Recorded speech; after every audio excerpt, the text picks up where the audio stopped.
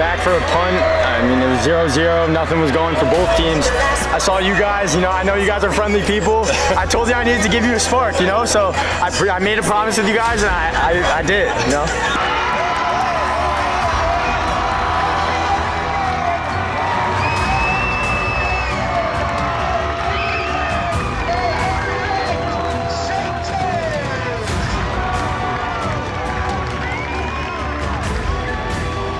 It was great. I think our team, with everyone leaving, it just made everyone closer. I mean, I got sophomores calling me about their problems and stuff like that, and I would have never thought I'd be as close with these people as I am. And I think that's what's going to make us go deep. It's obviously 1 week at a time, 1 day at a time, one practice at a time. But I mean, I believe in this team, and I don't even know what to say. I'm so happy. Hello, everybody, and welcome once again to the Meat Grinder, weekly dose of high school football in Connecticut, and I'm your host, Sean Patrick Bowley, and with me as always is Peter Paguaga. Peter, how are you? Good, Sean. Good. Week one under the belt was a wild week one. A lot of Kool-Aid drank, a lot of the wrong Kool-Aid drank by us, but week one is just always so crazy and chaotic because we think we know a lot. We do previews on every single team in the state, and at the end of the day, we know nothing. So, yeah, here we are. At the top of the show, speaking of things we knew nothing about, at the top of the show, you heard a little bit from just kind of an unbelievable scene over at Dowling Field in Trumbull, St. Joseph, a game that you and I both, a lot of people, left for dead. Darien was going to mop St. Joseph. Oh, do we have to go to this game? Remember a year ago, it was the big game of the week, 1 versus 2 and all that jazz, and Darien wiped St. Joseph out. This time, nobody gives St. Joseph a shot, and Darien goes in there, and what happens? A 14-0 shutout, courtesy of the St. Joseph defense, and our man, your guy, Brandon Hutchinson, who just, it's reached legendary status. You heard a little bit from him and his promise to the media. We were all literally, it was Pete, me, Jeff Jacobs, Scott Erickson, and I don't know if Dave Rudin was there for the Rudin Report, but it was all of us sitting there falling asleep. It was just hot. It was muggy. We were just kind of falling asleep there. And all of a sudden we hear out of nowhere. It was like early in the fourth quarter. Late in the third quarter. He's like, it's a defensive battle. We're all kind of turning like, who the hell said that? And he was just like, defensive struggle here. And we're like, and what did you say to him, Pete? On cue. I told him to do something about it. Yeah. And he did. It was just kind of straight. I've known him since last year. Obviously, he was on the St. Joe's football team. And he's a very good baseball player on the St. Joe's baseball team. So I got to cover them a little bit in the spring and talk to him a little bit. So I was like, I know the kid well enough. I'm gonna throw it right back at him and see what he does. And wow. Talk about putting your money where your mouth was. He immediately after they get a short field, nothing's happening. At this point, if it's a safety, I don't care. Just get me out of here. And Hutchinson takes a 16-yard touchdown pass from Will Sinjwald, the new quarterback. And then seconds later, TJ Wright with the pickoff. And then once again, your guy, my guy, Brandon Hutchinson with a 40-yard touchdown catch and 14-0. That was pretty much it. Yet another interception. Darien dazed and confused and limps out of there. The fans rushed the field. It was bedlam, and it's St. Joe coach Joe Delvecchia. He couldn't believe it. Nobody could believe it. And there you go. St. Joe's with the weeks and the years, first big victory right out of the gate, turning everything upside down. And just I wouldn't say it's an amazing game, but it was certainly a wild result.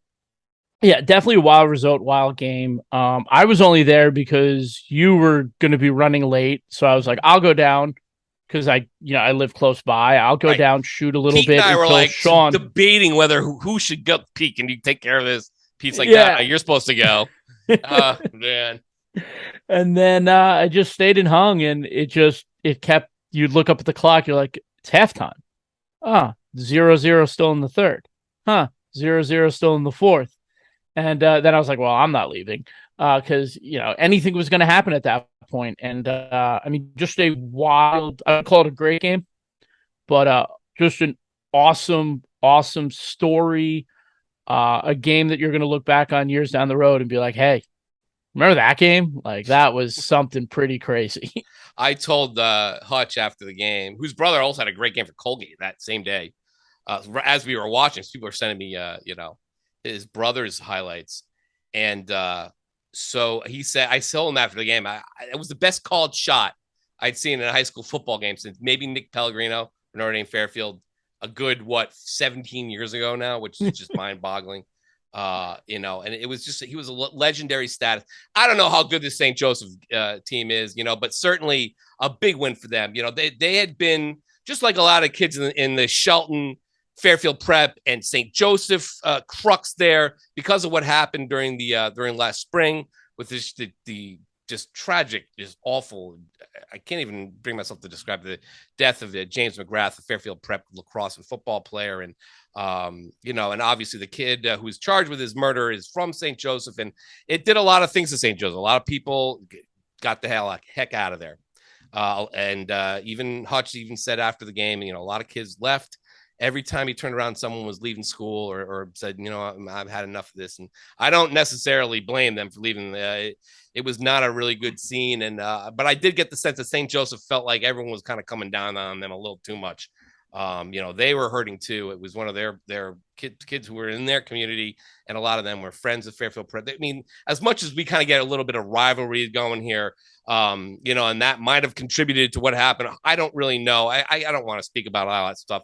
It's just horrific. But I think a lot of people have been rightly angry, and emotions have been running high. And Hutchinson just said after, listen, he knows a lot of Fairfield Prep kids. He's friends with a lot of Fairfield Prep kids. He'd met Jimmy several times, and he just said it was a terrible thing. Here he is talking about it, and and what it meant to not just that, but like a whole new cast of characters coming in for St. Joe, and now you got to win again. Here he is talking a little bit about that. I mean, that's a tragic thing that happened. I knew Jimmy a few times. I met him a few times. I have a bunch of friends from that school. It's just a tragedy. You can't even, I can't even speak about it. I just get tears. It's terrible for everyone. I think St. Joe's was just overlooked about, no one really cared about how we felt. I feel like, we struggled as a team too, mentally. In school, people were crying everywhere. It was just a struggle. And then once everyone was leaving, another day, another people left. I didn't even know who was on my team anymore. And then once we really knew who the numbers are and who was on our team, it's a brotherhood that none of us could even imagine. I never imagined the brotherhood that I have.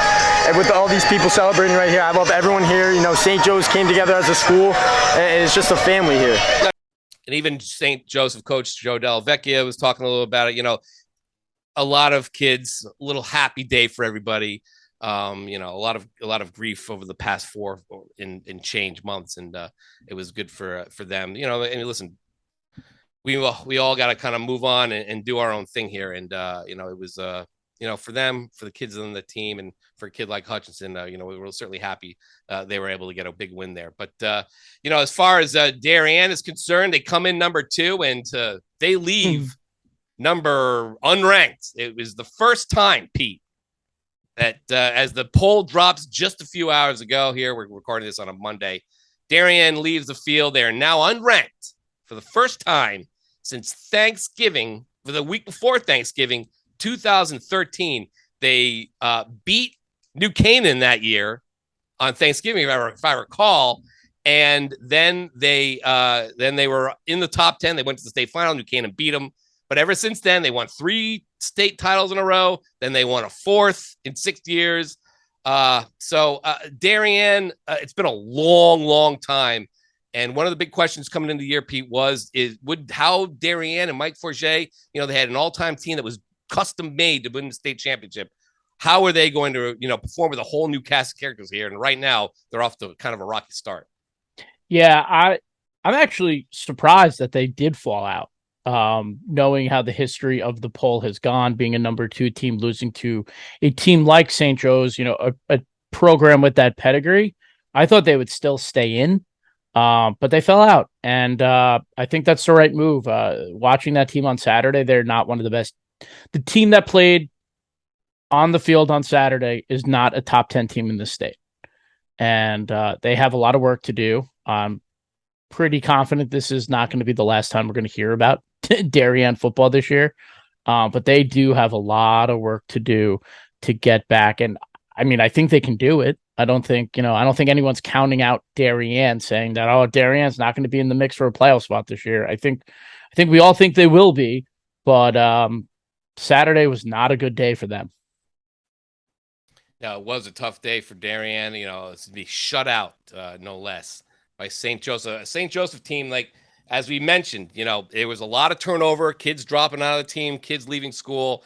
The gloom and doom you could hear from everyone you visited during the preseason. I don't know what St. Joseph's got. I don't know if they're going to be any good. There's a lot of turmoil gone on over there. We don't really know. And that was all the guys I would all talk to at games all throughout the preseason. That was kind of so I didn't vote St. Joseph never in the poll at all.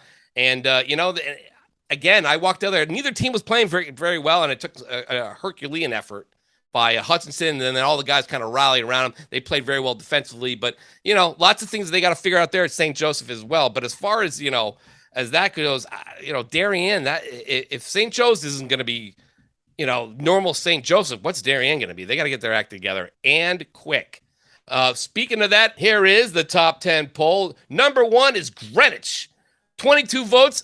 They got 5 more from this past week. They defeated Newtown 34-14. They stay the number 1 team in the state. Number 2 is Newington, which defeated Xavier 31-0.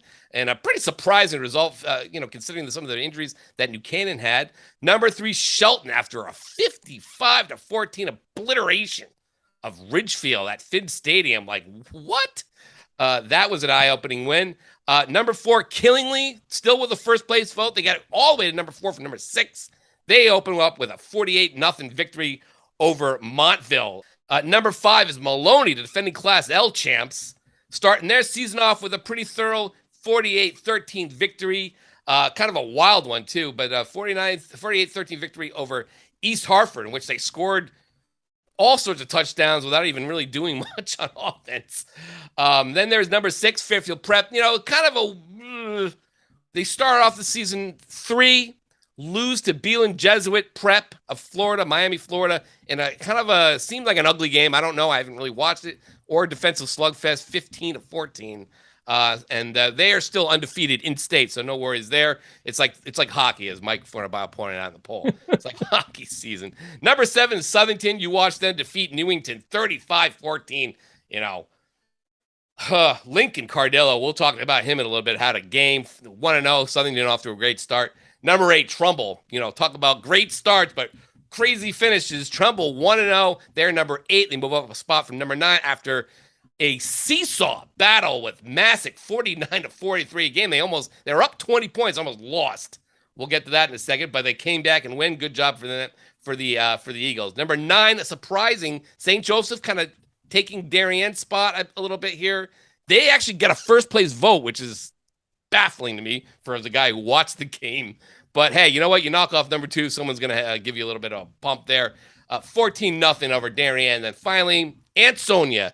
Speaking of teams that have been missing from the top 10, they might have been in there a few times last year, but they dropped off very quickly. They certainly wasn't in the last one. Ansonia back in the top 10 after a 60-0 victory over Derby. Pete, your thoughts on the top 10? I mean, like I said, I don't have a huge problem with St. Joseph going in there. I don't really know. Them getting a first place vote's a little strange. Killingly moving up to number 4.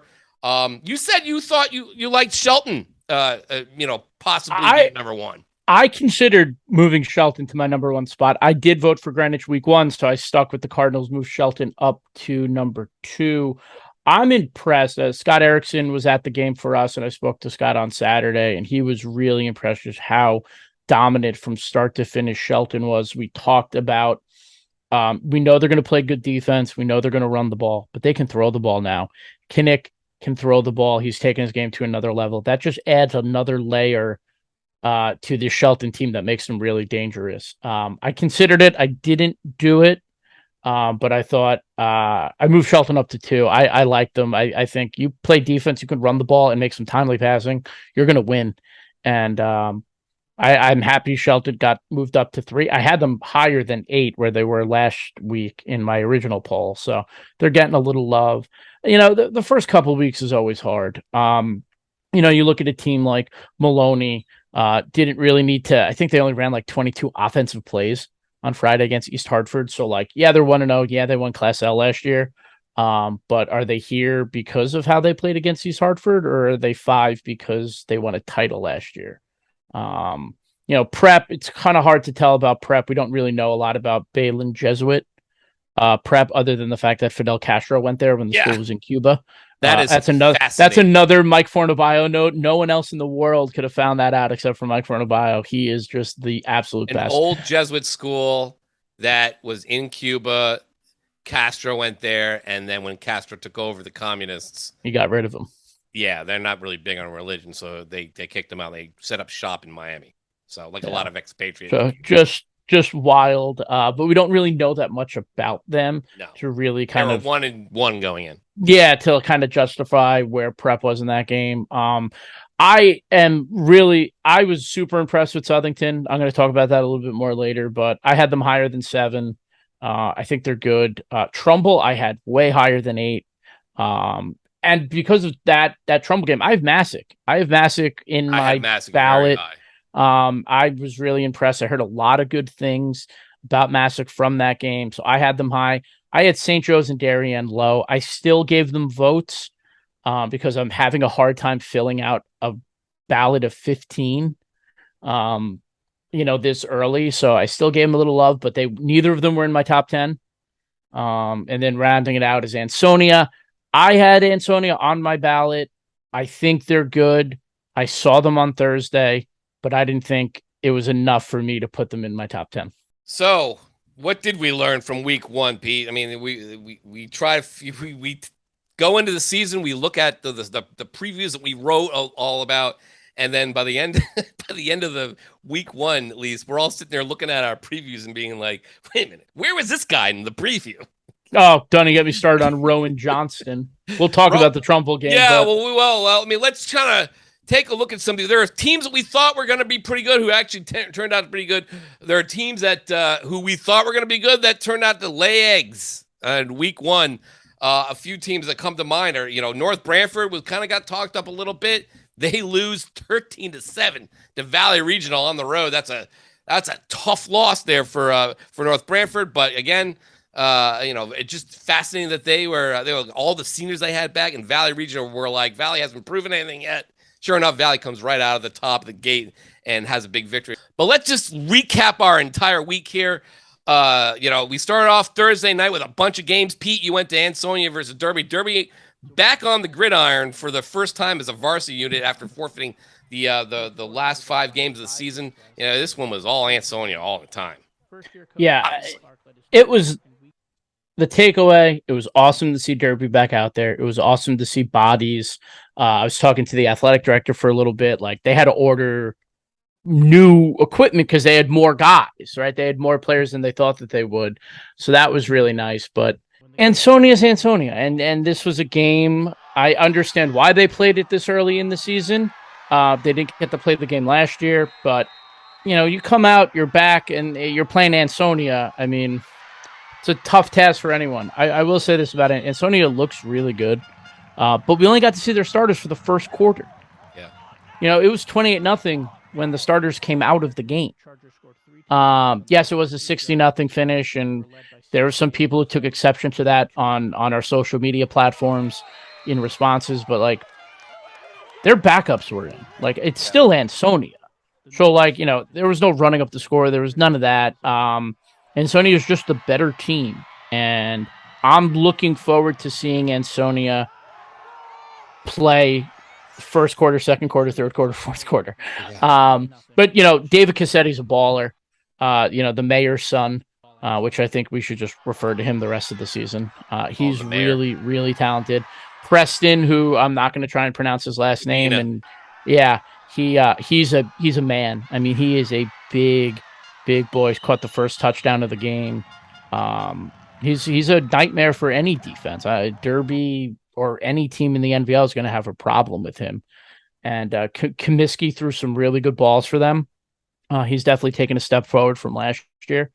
So I like Ansonia. I'm just excited to see what they're going to do the next week and the week after. Yeah, they got Woodland this week. That. They got Woodland this week, and Joe Lato, the big opening win for Woodland. But Woodland and Ansonia, and then it's going to be a little bit of a smooth sailing for a little while. But big game in the NVL. I got couple big games in the NVL. Seymour Naugatuck being the other one. I went Thursday night. I went all the way up to Stores. Not you went to a UConn game? Yeah, not because Syracuse was playing UConn. Go Orange on the next day, on the following Saturday. But good to see the Orange come in there and wipe the floor with the Huskies. That was fun. I saw a lot of I didn't get to go, but I got to see. I saw Kyle McIntosh, the former Cheshire great up there who played at Syracuse when I was there. Showing off some photos. A shout out to Kyle McIntosh. But I was up at Stores. I hate in my car with all my Syracuse stickers on it. And I was not there to see Syracuse. Was there to check out Windham, the Whippets, who I'd heard a lot of good things about, a lot of good senior leadership. They were very excited to get their preview in, and they were making sure we have it. And so why not? They were playing E.O. Smith, a team they hadn't played, and they used to be rivals, and that was kind of like the casualty of all this realignment that we have going on here. That's a game, speaking of games that need to be played, that needs to be played every year. Like, you don't get closer rivals than that. They're mere 12 miles apart or whatever it is. And so there was Windham coming up there. And it was a good game early, a really good game. Windham showing a lot early. Victor Mayhow with 3 touchdowns in the first quarter. In the first half alone. But E.O. Smith right there, 21-14. And then there was a moment there where on a kickoff return, someone throws a punch or someone hits somebody. And next thing you know, both benches nearly cleared.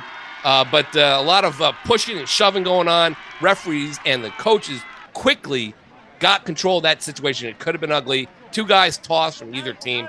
But every emotions kind of settling down. It had been, since 2008 since these teams last played. They all know each other. It's one of those deals. They all know each other. They grew up playing youth together or against each other. And if you're going to transfer somebody, you usually go to Windham or EO because of some relative.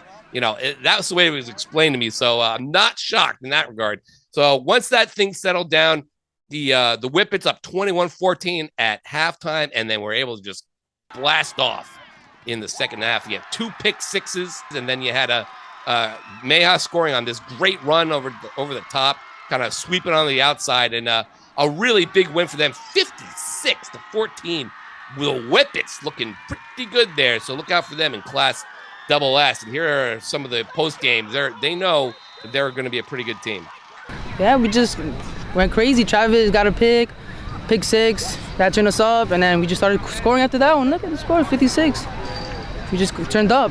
We have a lot of seniors. We lost Jaden Villafane. It was our only starter we lost last year, and he was injured half the season.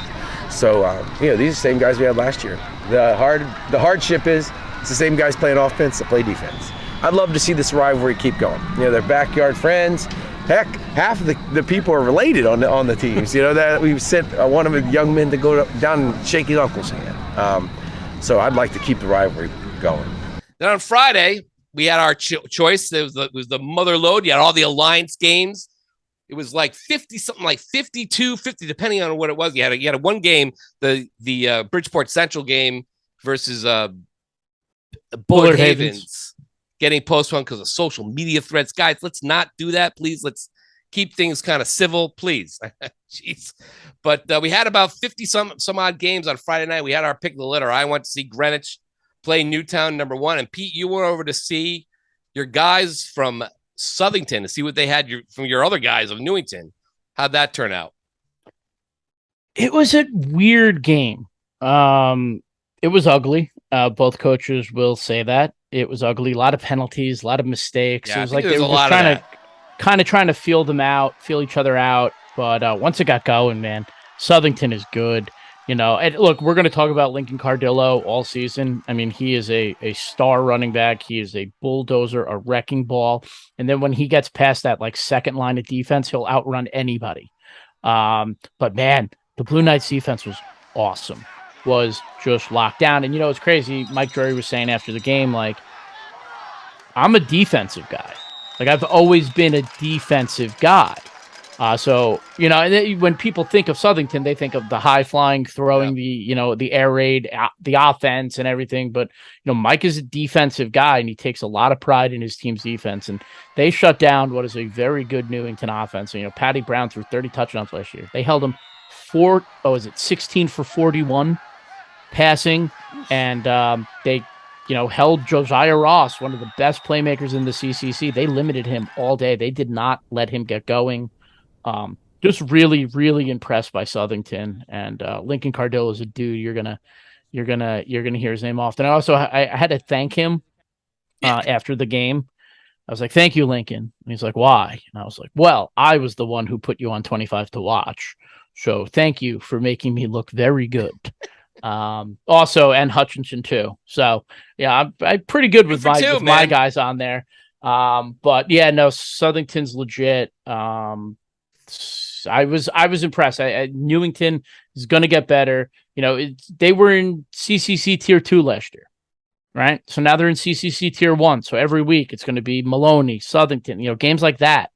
And they're going to have to adjust. But, Jason does a great job up there. And they're definitely going to make some adjustments to get the ball in Ross's hands and get Patty going early in games. I'm sure they would love to have Austin with a Y, Howe back. But unfortunately, not quite. But a little bit of a wake up call there, I think, for Newington early. Speaking of about wake up calls, Greenwich kind of had one a little bit against Newtown. Number one, they go in there with the banner, the number one banner. I don't know if they really wanted it, but they got it, and they went to Balloon Gold Stadium. Beautiful night, it's the sun setting over the crowd. Beautiful crowd. The student section out in force up at the Balloon Gold Stadium, Greenwich made us all look pretty good early. I didn't vote for him. I voted Darien, number one. We saw how that went. But everyone else, you had 17 first-place votes. Everyone kind of cast their lot. With the Cardinals, came out like gangbusters. They had the two Jacks. You had the quarterback, Jack Wilson, and the other kid is Jack. How do you pronounce his name? Konigsberg. Jack Konigsberg and Jack Wilson running the show there, scoring 2 touchdowns early. They had a nice kickoff to start the game, to set up the first score. But then Newtown kind of got itself figured out. They have a nice defense this year. They got himself Mark Sook, the linebacker, number 5. He's a captain, and he was starting to make some plays. They started making Greenwich work for it. Finally, Newtown's offense got its act together. You had J.J. Haddock. Remember his name. He catches his big pass over the middle to set up his own touchdown, another touchdown, about 28-yard touchdown catch from Dylan Magazoo. And then next thing you know, it's 14-8 Greenwich. And then Newtown got the ball back with a chance to take the lead. But Newtown had a couple big runs, got past midfield, but then they had a few penalties, kind of knocked them back, and they went into halftime down 14-8. Well, Charlie Dixon catches the deep pass from Jack Wilson to get things going for Greenwich in the second half, and they finally got the wheels moving again. And let me tell you who was really good, Pete. Griffin Galetta. Remember that name? Oh, yeah. He's a junior. I believe he's a linebacker or an end, one of those rushing ends, and he was all over the place on this night, leading a Greenwich defense. He had 2.5 sacks, according to them. I had him for 3, but I guess he was in on a second one. And, once Newtown had that sniff in that second half, they never really had a really good shot at the end zone again until the game was well out of reach. And Greenwich finally turning on the Jets. He had a few more touchdowns by the 2 Jacks. And, a great defensive performance. And, it was one of those games, Pete. They all came out of it like, yeah, we're glad to win, but we got to get a lot better than that. Lots of penalties, a few personal fouls, lots of cramping. A lot of that was going on. It's a lot of week 1 jitters, right, to start this game. But Greenwich wins 34-14. Away they go. They get Ridgefield next. And, and Ridgefield, Ridgefield, by the way. As we mentioned at the top. So I thought that was a good win, a good start for Greenwich to the season. Yeah, when you get the number 1, you wrote about it this weekend, but when you get number 1 at the beginning of the year, and you're not that you're not expected to be number 1, but like if you win a state title the year before and you're bringing back your quarterback and your running back and a couple of key defensive players, like you kind of assume you're going to be number 1. Yeah, right. But like this year was kind of a big question.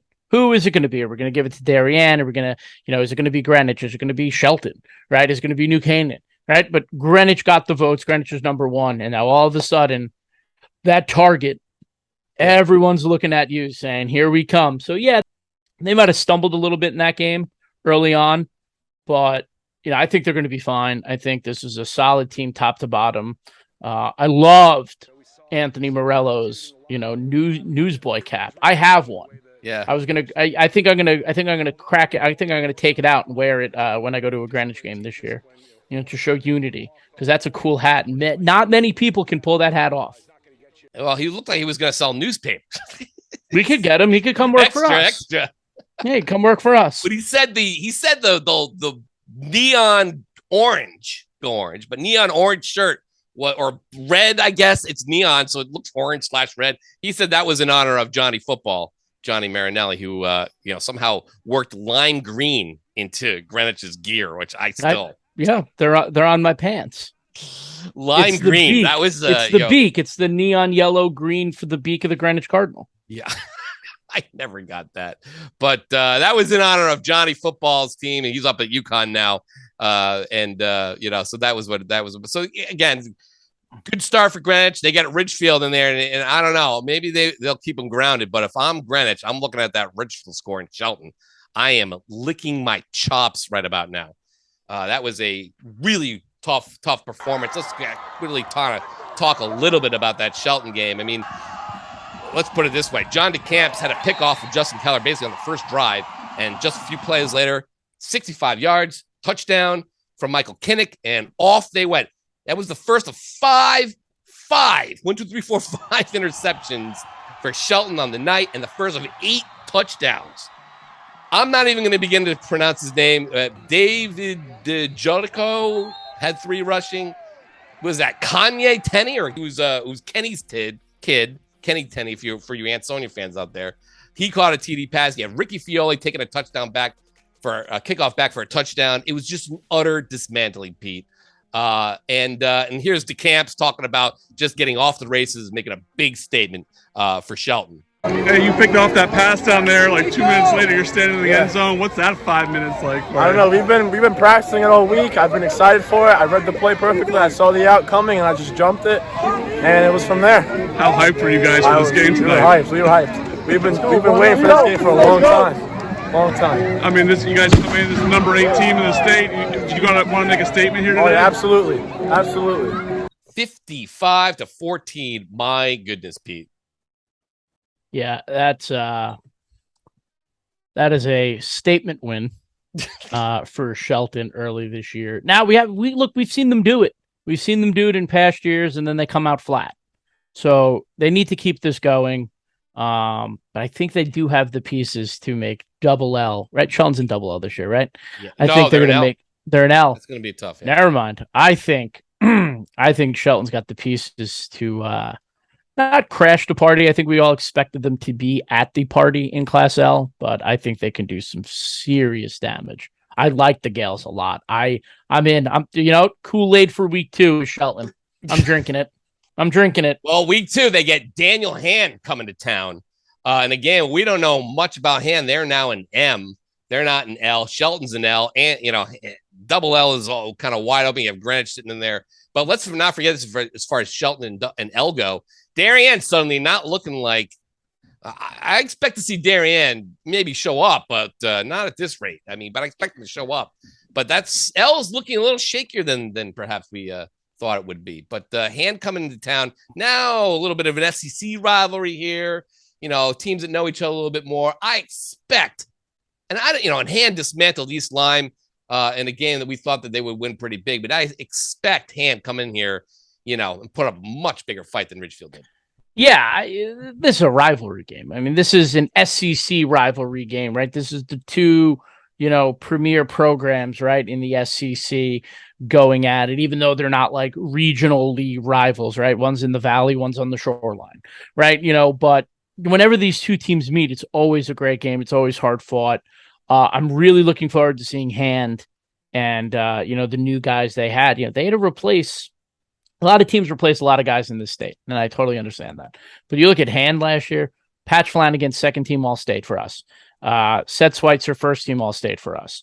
Ethan O'Brien, 2nd team All-State for us. Those are 3 gigantic pieces to the puzzle for a Hand team last year. That was a a blocked extra point or a blocked field goal away from potentially going to the semifinals a year ago.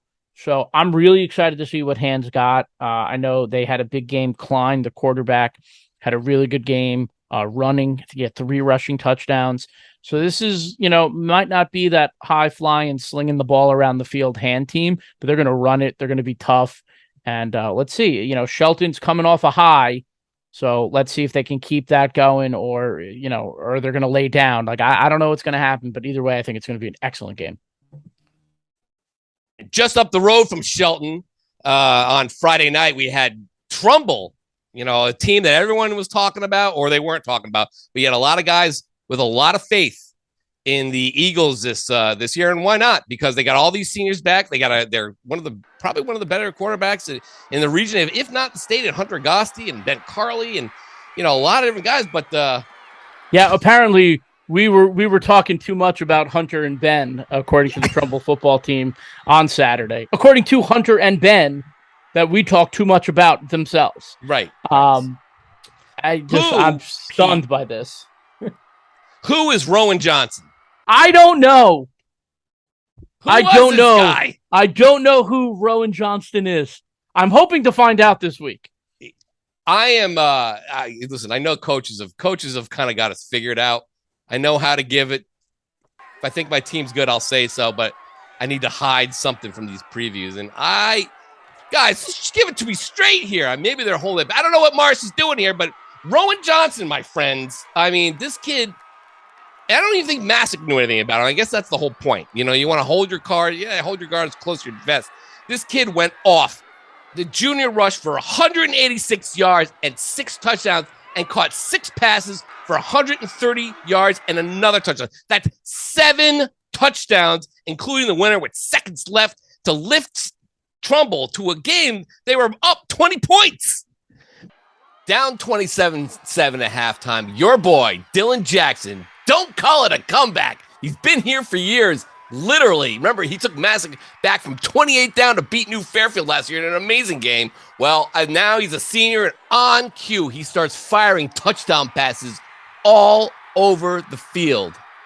The first to Jason Champagne, then to his new sophomore stud twins, the Walkers, Shane, number 11, and Gavin, number 12 in your program. Gavin Walker's 25-yard touchdown run down the right side puts Masuk ahead for the first time, 35-34, but Johnson, back again with Trumbull, again ups the ante with his 6th touchdown on this short run. The 2-point conversion makes it 42-35 Trumbull with 4:44 remaining. Masuk right back, and this Jackson lob to Sugar Shane pulls Masuk within 43-42 with 26 seconds left. And, well, you think Christie's kicking this? Nuh-uh. And Gavin Walker punches it in. Masuk takes the 43-42 lead. Game over, right? No! Trumbull gets it back at midfield, and then your boy Agosti. Bing to Johnston right sideline. Bam to Johnson, down to the 3 at the pylon, and boom! Johnson takes it in with 3 ticks left. My goodness. Trumbull wins 49-43. What a crazy game. And here's Mars and Rowan Johnston. I mean, these kids have no quitting. This is a senior-laden team, and they showed tonight how important it is to be a senior and what it means to be a Trumbull Eagle. I mean, I'm just so proud of my kids. Just your running back there, all 7 touchdowns. That's kind of he had all 7, correct? He did. Yeah, I mean that's ridiculous. It's just amazing. We knew we had a good one for a long time. He was hurt last year, and I mean, Rowan Johnston. He's just phenomenal. I mean, just phenomenal. Man, it's crazy. I was just hoping. It was so back and forth. I was just hoping for the win. I just want to go home and sleep, honestly. So you missed time last year, or did you miss all of the season? I missed most of the season. I missed 6 weeks. Okay, what do you feel comfortable saying the injury? Or? Oh yeah, I broke my wrist. Okay, gotcha. I broke my wrist week 2. Okay, and now you're back here, and you started off the season with 7. I mean, what does that mean to you to be able to work back? Oh my God, it means a lot. I put in so much work and hard effort and everything. My whole life has been devoted to these moments like this. I mean, it's such a great feeling. These teams had never played before. We looked at it. We got told by Jack, Marcy's assistant, Jack McFarland, we played them back in. No. They'd never played before. 2 teams, talk about teams that are close rivals, and should be playing this game. They got to figure out a way to play. If this is where you're going to be like, they got to figure out how to play this game. Never played, and yet they are so close. Let's go. I want a new league. I want Shelton in it, and Masuk and Newtown. Let's go. Just a crazy result. Pete, your thoughts? Yeah, this says a lot about Trumbull, right? Trumbull won their 1-0. They're in the top 10 poll. We've talked about Agassi and Carly. Johnston is an added wrinkle. I saw the offensive linemen. They were at the St. Joe's game. They're big boys. I was kidding with everybody them. and their grandmothers at the St. Joe game. Yeah, but we were talking to the Trumbull kids, and their offensive linemen were like, one of them like chirped up, and he's like, I don't know if Rowan would have done it without us. I was like, I don't know what you guys are talking about. I heard the offensive line's soft, which I don't think they really liked. I was kidding, but they're big boys. They're big boys at Trumbull, and I think everyone saw Trumbull won this and this, right?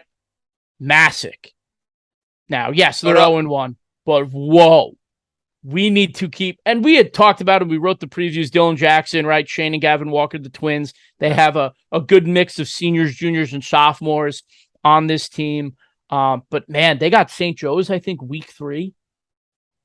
Yeah, I mean that is keep an eye Notre Dame on Fairfield. Masuk. Yes, they got Notre Dame Fairfield first. Notre Dame Fairfield, which is still coming on its way back from Stonington, by the way, whipped up on Stonington. And all of a sudden, Masuk, Notre Dame Fairfield, an SWC game no one's ever thought about for 17 years. But the last time Notre Dame Fairfield beat them, I was there. It was 48 or 49-21 or something ridiculous. Nicky Pellegrino went off that day. The best called shot until, because he said he was going to beat Masuk. Best called shot until this Saturday with Hutchinson. Anyway, just stirring the echoes up, as it were. Anyway. I'm just intrigued by Masuk, and I think that they're a team that we definitely need to keep an eye on because I think they're going to be really good. I think they were good last year. Right? They got to the L semifinals, but man, I think this team is legit. What were some other teams out there or performances out there, Pete, that you kind of stuck out in your mind? Oh, the kid up at Bunnell. Bunnell beats Amity. Big win for Ty Jenkins and the Bulldogs. And let me get his. I got to make sure I pronounce this name right. But Michael Trovarelli, running back for Bunnell, had 408 yards of total offense for Bunnell against Amity. He rushed for 358, 3 touchdowns. He caught 2 more touchdown passes. Total 50 yards, over 400 yards of total offense for him in what was a big win for Bunnell. Yeah, pretty big one.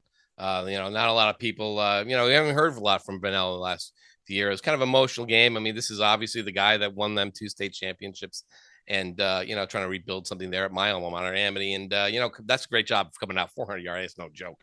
But that was an interesting one. I thought another interesting one was Windsor. Our number 5 ranked team falling out. We didn't really talk about much of that. I don't know a lot about that game, to be completely honest with you. I do know that Fleet rolled the dice late, went for 2, just like Christie did in the Masuk game, although he didn't get it, and they lose by a point to Wethersfield, be 21-20. They lose by a point to Wethersfield. And in a game, I kind of set out in Twitter, like, why not take a shot here if you're Fleet, maybe, I don't know what the situation of the game was. It may have had a lot to do with that. But, even if it wasn't, why not take a shot? You're in double M. You guys have plenty of chances to kind of get yourself into a playoff position. You win this and you've pretty much almost sealed it. Maybe not quite, but, you're not quite behind the 8 ball now. That's a big thing now, Pete. Teams can kind of take a little bit more risk. Now, whether that's good, is it bad, a little artificial, I don't know. But depending on what class you're in, you make a calculation, and you'll see this as we go through. Play calls will be made based on whether they can win a game or, maybe even just, maybe they'll make a big time decision. They wouldn't take so much of a big risk in years past because 1 loss would kill you. Now 2, 3, maybe even 4 losses won't exactly kill your hopes. So that's going to be something really interesting to look out for. So there's more room for error this year. And I remember sitting on this podcast a couple of years ago. I think New Canaan started 0-2. And we were like, are they going to miss the playoffs? Yeah. Oops. And they won 8 in a row to get in. Yeah. Now you lose 2 in a row to start. could win 7 of your last 8, and you probably might have a home game. Yeah, not the end of the world, and that's maybe for a lot of coaches, that's a little less, I don't have to worry so much and a little less sleepless nights. And maybe that's the whole point. Maybe that's why they all want 6 divisions, a little less sleepless nights, all right, that's fine. I had no problem with that in that regard. But so that was an interesting game. How about the one over at West Haven? There's a team we talked about. Let's get into some of the mea culpas here. Everybody and their grandmother, we were all on the Notre Dame West Haven bandwagon. They're going to the playoffs. Look at this. Pike Coda's playing. You put them on the cover. You got Lewis, and you have these guys in West Haven. They were all wondering what were we drinking. West Haven comes out fired up. They just had a great game overall. You had one of the Conlon brothers, the sophomore quarterback, throwing dimes across the field. Lots of big rushes.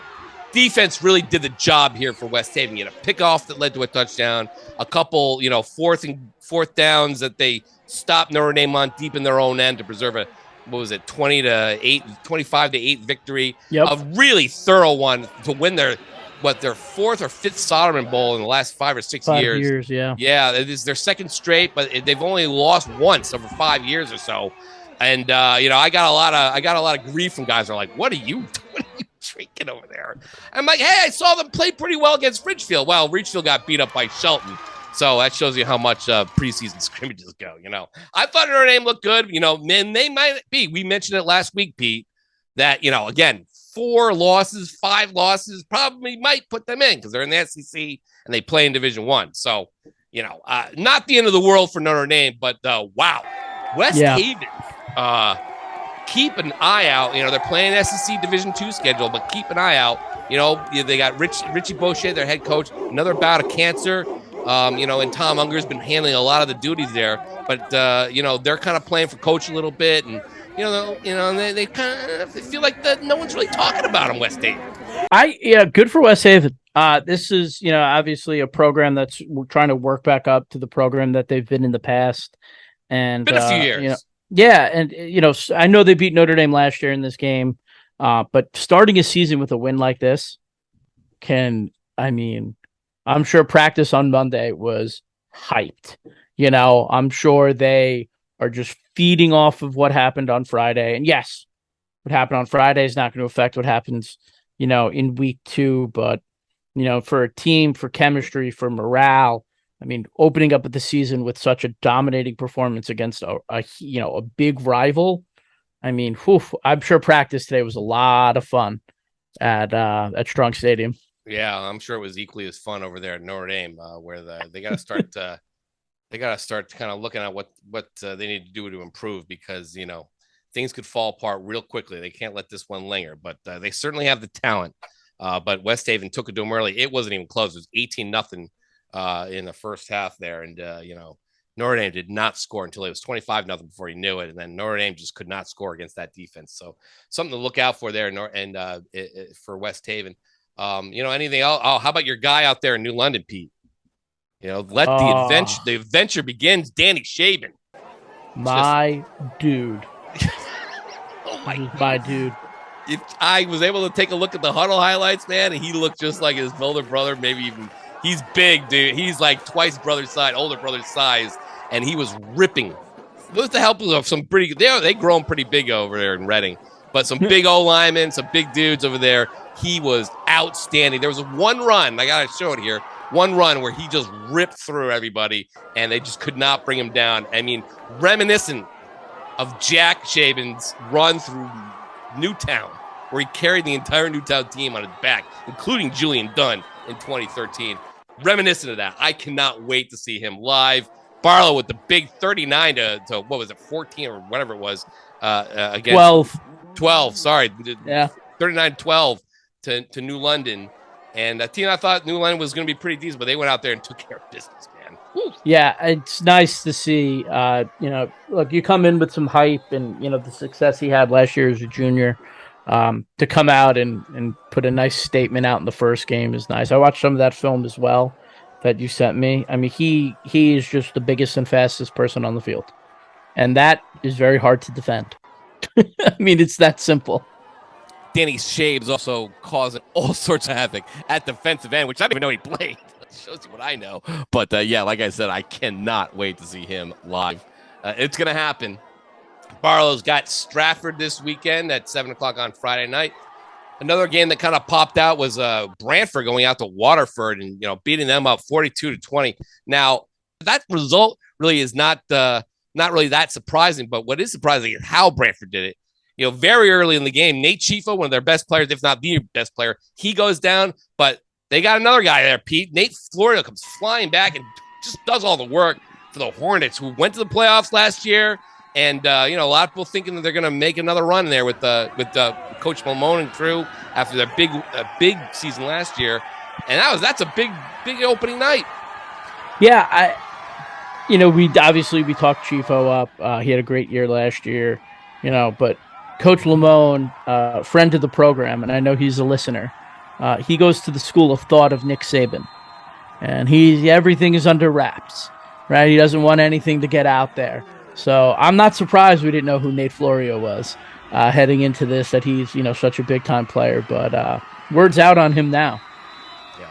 No hiding him now, John. Yeah, no hiding now. Yeah, I'm sure. Hope it was worth it. I'm sure it was. They got a nice big win, and now he's got two running backs. Hopefully Nate Chifo can I don't think the plan was for Nate to get hurt, though. I don't think but I think that he's got two dynamite running backs that makes the Hornets pretty dangerous. But, I'm not saying they're going to win a state title or anything like that. I've learned my lesson. So, Pete, that's about some of the bigger games and bigger results from week one. And there are a few others we obviously missed a little. There's just been so much, and we're still learning a lot about what happened. And it's time to start looking ahead to week two and seeing what we got up there. It's kind of a lighter week. It's not really as big. It's not an alliance week. A lot more of a league games. But what are some of the games we've been looking out for this coming weekend? We mentioned Hand and Shelton. I think that's definitely a big one. Masuk, Notre Dame at Campus Field at Sacred Heart under the lights. And then, there's one on Thursday that I think I'm going to make the trip for. Rockville at SMSA. My Tiger Hawks, big win against Granby Canton to start the year. Rockville with a win in their, coming off the championship game run they made a year ago. I think this is a really good Pequot matchup. So I'm going to head up to Hartford. I'm going to check them out, see if SMSA is legit for real, and or if Rockville is still the king of the Pequot. Another interesting game, Pete, is in the ECC when Killingley, number 4 now, takes on Big Bad NFA, which lost its first game. Got beat up a little bit by a Wilton team. There are lots of guys they lost Wilton, and Wilton was able to go in there. Is Grant Masterson still playing? Did I miss that? Yeah, that was a good win for Coach D'Annunzio and the boys, going all the way up to NFA and winning very convincingly with a ton of new faces. Yeah, but now they got to face NFA's reward. Reward for losing. They got to face Killingley team that's on the war path. Soren Reef doing his thing, and those guys, those have been pretty good games over the last few years. I'll be interesting to see what if. You would think Killingley might be able to wipe the floor with them this time, but who knows? Yeah, we talked a little bit about the NVL games. Obviously, Seymour Naugatuck is a big one. Naugatuck beating Gilbert Northwestern Housatonic just 21-6. Yeah, was a little kind of an eyebrow raiser. Jed Hall got injured in that game for the Greyhounds. I don't know his timetable, if he's going to be back or not. Seymour Caden Drisick threw for a school record, tied the school record with 6 touchdown passes on Saturday against St. Paul. Woodland Ansonia, we already talked about it at the top of the show, is an intriguing matchup. There's a lot of interesting games. There's nothing that really kind of jumps out. North Haven, Notre Dame is another one, right? We're hearing a lot of good things out of North Haven. Yeah, Notre Dame going to be able to back out. North Haven wiped the floor with Simsbury, Pete. So yeah, you're not wrong there.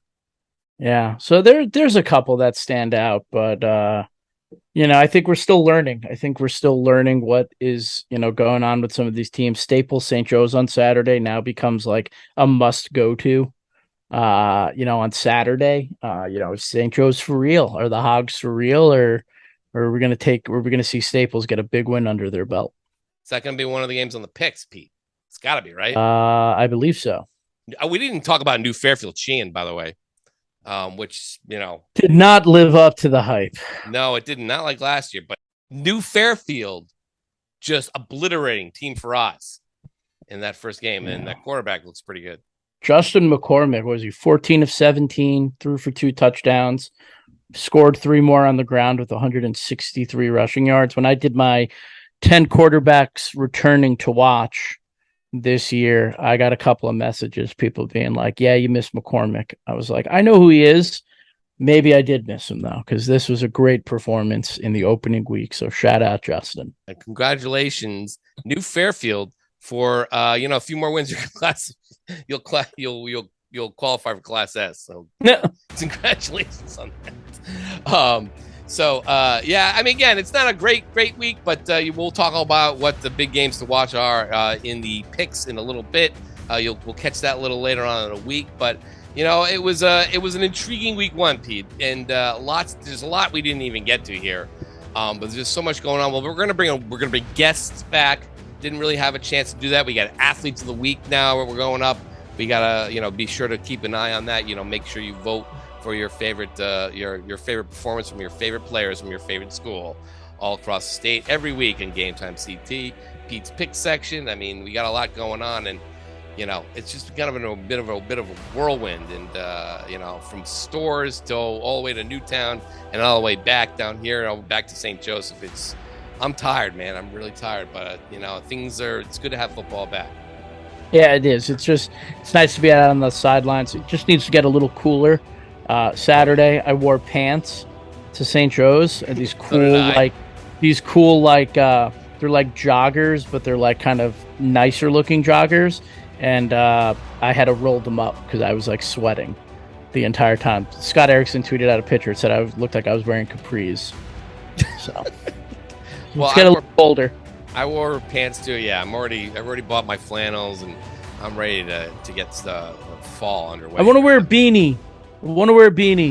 Enough of this. Although I do enjoy, Pete, the sunset or the twilight at football games this time of year. I'd probably get another week, maybe 2 of it, where the game kicks off at 6 or 7, and you see that red sun coming down, and you have the silhouette. You can look at it.